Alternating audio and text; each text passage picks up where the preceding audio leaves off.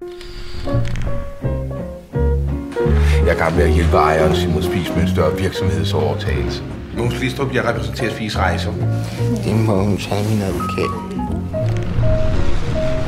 Simon Spies er ikke noget godt selskab, Mogens. Han er en driftig forretningsmand. Undskyld, men hvor er alle de der fine herrer, som vi har tænkt os at tage røven på? Altså, mit tilbud, det var jo ikke evigt. Faktisk, så tror jeg, det er 50.000 kroner mindre per minut. Tager du ikke tid, Mogens?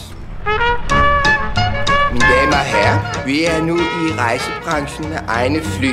Vi sælger billige rejser til Mallorca. Vi sælger drøm om fest, jo. Spis, vær fræk og... Spis, rejs og vær glad. Ja, det er det, jeg sagde. Spis, rejse og vær glad. Det var mig, der sagde det. Spis, rejse og vær glad. Kan du selv ringe til Ekstrabladet, hvis vi skal komme herned straks? Og så sige til dem, ja, du tror Simon Spies, han er ved at skære helt ud. Det er min nye morgenbolddame. Hurra! Skattesnyderne i dag er at sammenligne med jernbanesabotørerne under besættelsen. De gør et farligt job, men de gør et fædrelandsnyttigt job. Som om du er en stor martyr, som de alle sammen er imod. Men det er de. Vi har i dag påbegyndt efterforskningen af landsretssagfører Mogens Glistrups skattevirksomhed. De sidder fast i Glistrups spænd med. De er bange for, at vi springer det hele i luften, og det gør vi også. Kan du stoppe ham?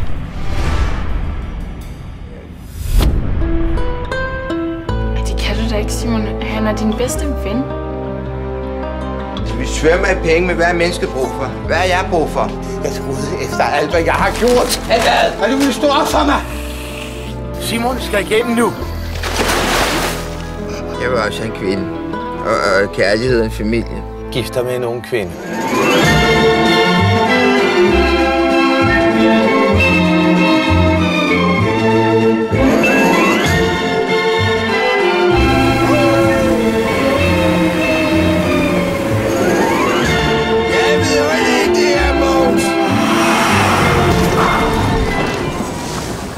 Jeg tror aldrig, vi får den her bil tilbage på vejen. Vi finder en mekaniker og afskriver udgiften som forsøg på alternativ høstningsteknik.